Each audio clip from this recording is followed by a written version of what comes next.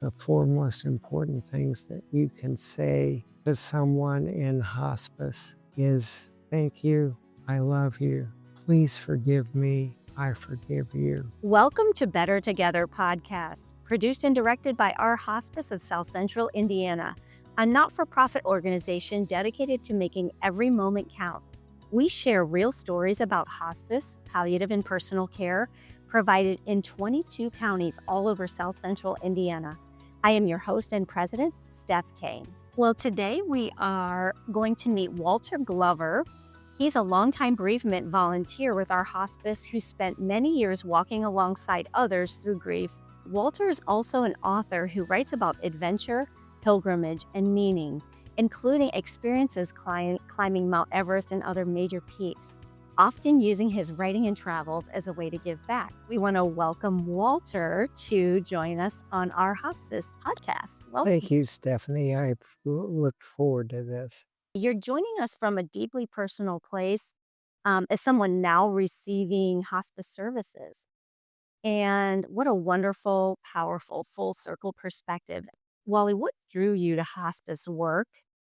The introduction to bereavement was my own family's experience with the death of my brother, which was untimely. But the transitional piece in adulthood became Wings for the Journey, where someone was sitting next to me at church and said she hadn't seen me in a while and inquired what I was up to. And I spoke of being a hospital chaplain. She said, well, I know, quote unquote, I know where you need to be next Tuesday. And it was the Wings for the Journey bereavement group for moms and dads.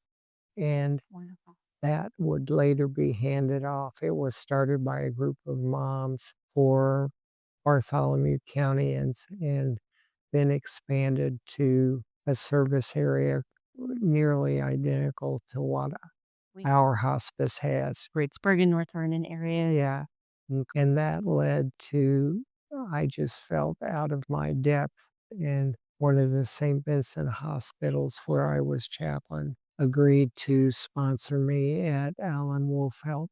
Went out to Colorado to study under him and sure learned a lot.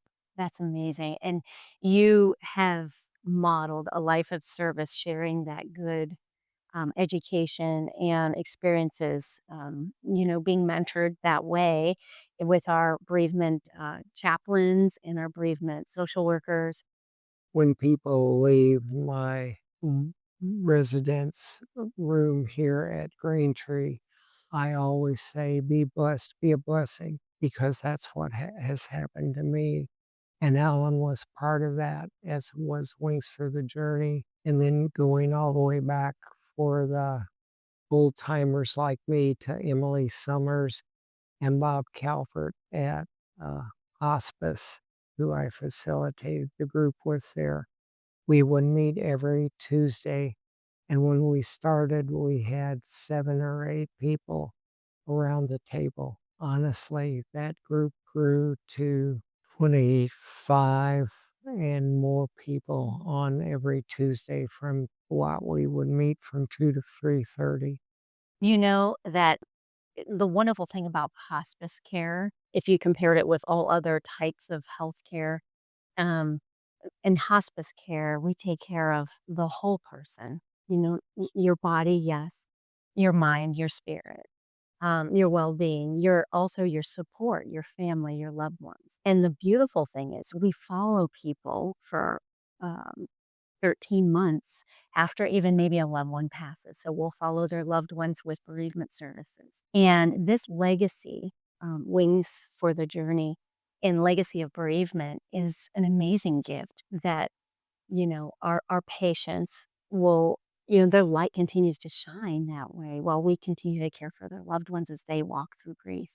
I learned from Alan the 6 yield signs are characteristically and authentically with patients. They need to embrace the pain, and that's the most difficult of steps because nobody wants Not that I'm disrespecting dentists, but nobody wants to go get shots in their mouth. And, I'm listening to you tell a story right now from a different perspective, being under the care of hospice, and you're still walking with the staff here that is caring for you. You're still walking with the folks that come in and out of the door and encouraging them. Well, we have to be careful about walking in terms of accuracy because with the Parkinson's, I no longer walk. But that's important in the grief journey because I was asked by our counselor to identify the loss factors, and I listed 60 of them, and then I could mourn them. That's the search for meaning yield sign because it would give me a chance to understand what I had lost and to mourn its passing. But you're right that I get a chance to work here with staff. So I will say, while giving back has been a constant part of your life and very consistent, whether it was hospice service, or your adventures in writing, many which have supported causes that you care about. I remember reading in your book that, on one of the climbs, you raised it's to Trek for Kids, almost over $135,000 for 150 children to be educated and learn how to live healthy lives. Yeah, that was one of the high points of my career is working with bereaved families, whether it was Wings for the Journey or Beginning Again. But again, Alan Wolfelt, Dr. Wolfelt, with his PhD, writes about that as one of the yield signs. You got to seek help now and always. And you get to the point where sometimes with your backgrounds, your study, you can become a caregiver to others. In hospice, while we respect all faith traditions, I know that you also have a faith tradition. And I'm wondering, how has your beliefs or spiritual reflections helped to guide you personally through this journey? I still, even though I'm in the personal care situation I still search the Christian Judaic Bible every day and recite passages. Mm. Find my comfort there. You have a couple of beautiful passages at the very beginning of your book, Oh, yeah. and those are special to you. Yeah. One is Isaiah 40:31, and it says, "They that hope in the Lord will renew their strength. They will soar as with eagle's wings. They will run." Walk and not grow weary. The other one is 2 Corinthians 4:16 through 18. We are not discouraged. Rather, although our cells are wasting away, we are being renewed day by day. For this momentary light Light affliction of affliction producing is in us eternal weight of glory beyond all comparison, as we look not to what is seen, but what is unseen. For what is seen is transitory, but what is unseen and that is eternal. for me as I entered a low point in my physical journey with hospice. That became the idea of what heaven looked like. I couldn't visualize it because it was unseen. And in my faith, in the greatest believers are the greatest hopers, and the greatest hopers are the greatest believers has been written about the last moments as well as the life journey. And when you live your life like that, you just got a sure light. For sure. You had some special friends that visit you on a regular basis. What would you like to say to any of those folks? I know you had some guardian angels. Gretchen is very helpful in that role for me, connected with hospice. And a concrete example is I just don't have the precise memory that I once did. And she can supplement my memory deficits by helping me out. And she might be honoring and even point out something that I don't want pointed out, but it needs to be brought to the awareness of the hospice nurse. But there are two groups, and one group meets, well, there are five of us in all, and we all coincidentally happen to be Catholic members of St. B's, and Father Chris actually stopped in. There's that group, and then there are 6 others who I've known for 60 years, and we all went to Indiana University together. And one of them, he reads to me. What's his name? Oh, his name is Kit Klingelhofer. Walter, what would you say to someone listening that doesn't know about hospice after hearing your story? How could you encourage them? Well, I think if they don't know about hospice, no matter what their life situation is, whether they're living a full, I'm not going to say mountaineering, but they're working 5 days a week, Yeah. they still would do well to understand hospice because oftentimes you become aware of it when you're not ready for it. And then you got to do some catch up learning. So I would invite people to become acquainted with it while there is time Mm. because time is fleeting and it's just, hospice can do so much. They've supported me in ways that I've been surprised by, and I don't take them for granted.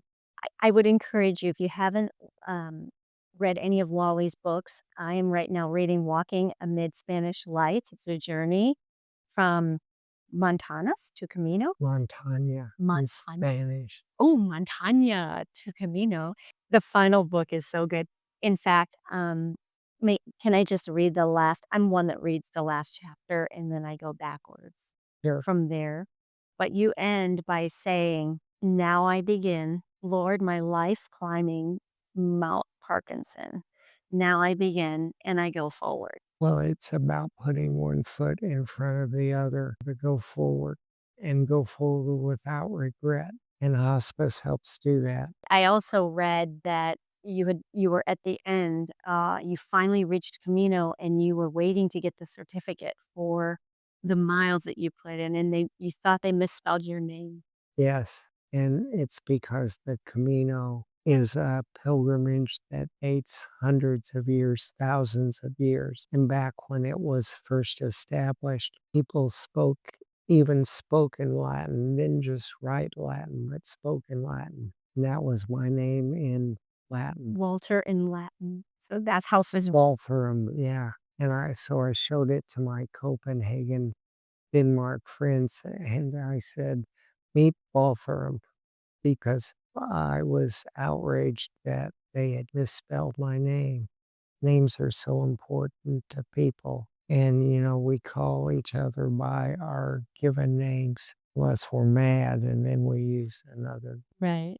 Yeah. Uh, but I just wanted to be my given name. And so I got back in line and had them. I thought I was going to have them change it, but they introduced me to Paul Firm.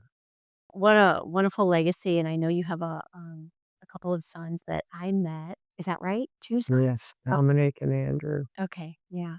And, that's just you have s I love that you captured some of your life in writing for them also to know you in a different way, and that's And beautiful. grandchildren. And 3. grandchildren. Yeah, How many? I have 2. Drew is 12 years old down in Seymour at Emmanuel Lutheran, and Sienna Grace is a junior at Columbus North High School. Oh, close by. Yes, Okay, yeah. wonderful. Yeah, you spoke about them when they were little in the book, and they were there right before you left. And that's what hospice affords is the Mm, final opportunity to say goodbye. And because of people like Alan Wolfelt and Ira Byock and perhaps me, people know the importance of doing that now through organizations like Our Hospice. mhm. We don't know how to die. It's not that difficult, says the Dalai Lama. But we often die with regrets. And the Dalai Lama, he says, you just want to die without regrets. Ira Byock, he is a hospice medical director I know. He's the medical director at Dartmouth Medical Center. And he says the 4 most important things that you can say to someone in hospice is Thank you. I love you. Please forgive me. I forgive you. This is Better Together, a podcast dedicated to making every moment count. Thank you for listening. Please like us and share this episode on your social media channels. If you have a question or you'd like to learn more about a specific topic, you can find us at www.ourhospice.org or call 812-314-8083. Until next time, remember that we are better together, making every single moment count.